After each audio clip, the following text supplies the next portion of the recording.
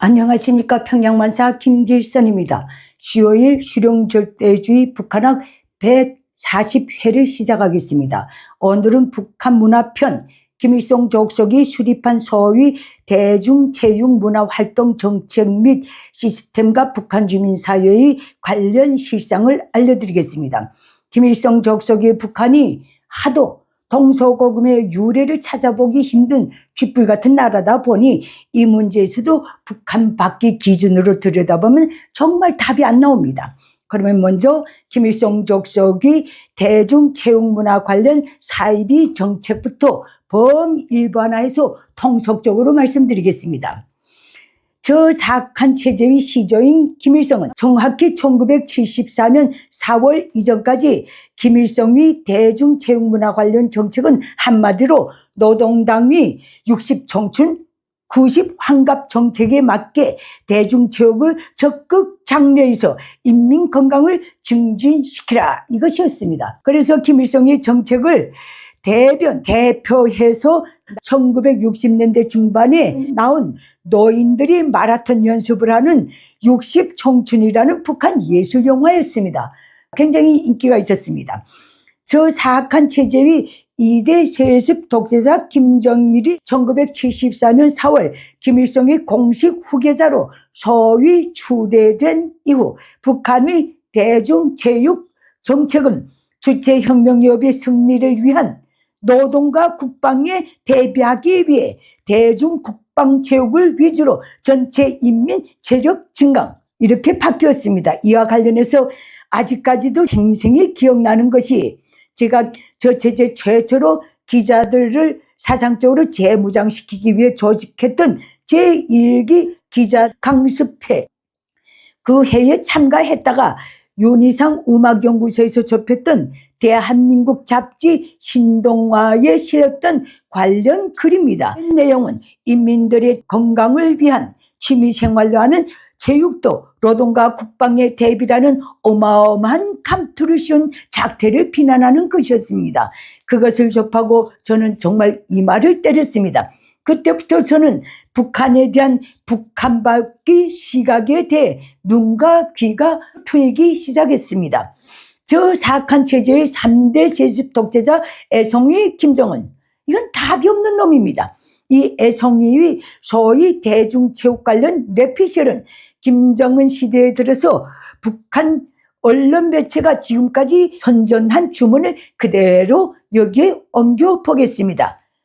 첫째, 체육 조직 사업을 대중의 정신력 발동 및 위력한 무기로 만들라. 둘째, 체육 경기 조직을 각 단위의 집단력을 과시하는 계기로 만들라. 셋째, 체육 경기에서의 우승을 번신혁명가업 수행을 북돋아주는 원동력으로 만들라.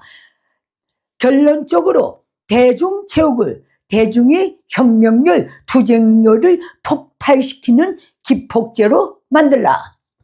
이 애송이는 지어 체육은 나라와 민족의 흥망성쇠를 결정하는 중요한 사업임을 명심하라는 소위 명언까지도 내놨다고 하대요. 다음, 그러면 김일성 족속 치하에서 북한 주민사회 대중체육문화 변천사를 간단히 요약해서 알려드리겠습니다. 1970년대 초까지를 1단계로 정했습니다. 저는 소시적에 육상, 빙상, 구기 종목 등 제가 접할 수 있는 경내의 모든 체육 종목을 정말 좋아했습니다. 제가 1963년부터의 기억은 그 당시 북한 주민사회가 직위고와 남녀노소를 불문하고 여가 시간만 나면 주변 운동장 공지들에 나가 축구, 농구, 육상, 줄넘기, 제기차기를 무지 즐겼다는 겁니다. 걷기 운동은 워낙 열악한 교통 때문에 출근부터 퇴근까지 다 북한 주민에게는 걷기 운동이었습니다. 또 김일성이 매해 조직하는 비전문직 전국인민체육대회 때문에 해마다 9월에는 북한 전역이 나름 체육 열기로 들끓었었습니다. 그것으로서 북한 주민사회는 매일같이 반복되는 강제적 기계적 생활에서의 스트레스는 어느 정도 풀었다고 저는 지금도 생각합니다.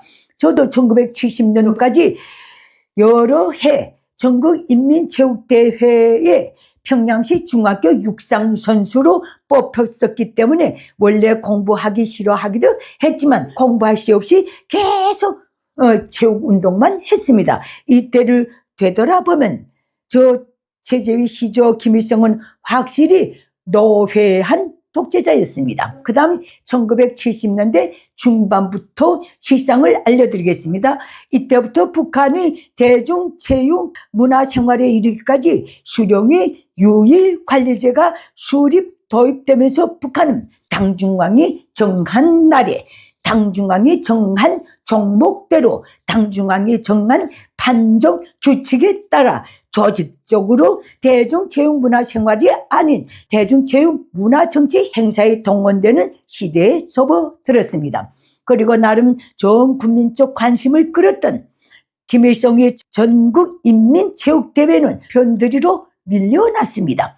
김정일 시대의 대중체육문화 관련 대표작이 있다면 그것은 단연코 1980년대 중반부터 1991년 북한 식량 배급제가 급격히 붕괴되던 시점까지 김정일이 해마다 직접 조직, 직접 관람, 직접 판정, 직접 수상하면서 김일성 경기장에서 벌려놨던 문화예술 부문, 출판 보도 부문, 보건 부문, 체육 경기 대회입니다.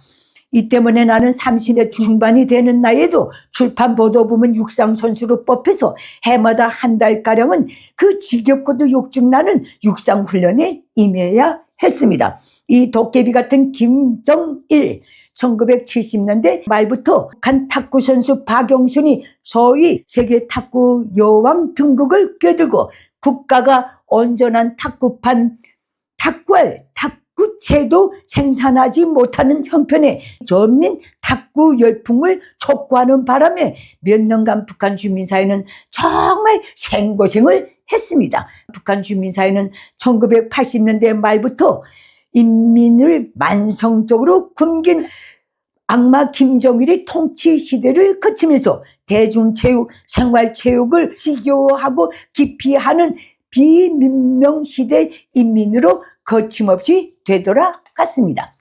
지금의 애송이 김정은 시대의 사태를 한번 봅시다.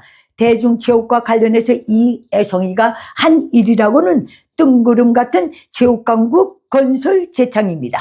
그것을 위해 매해 1월 10일 그 추운 날을 체육이 대중화 생활화를 위한 체육의 날로 정하고 북한 주민들 끌어내고 있습니다.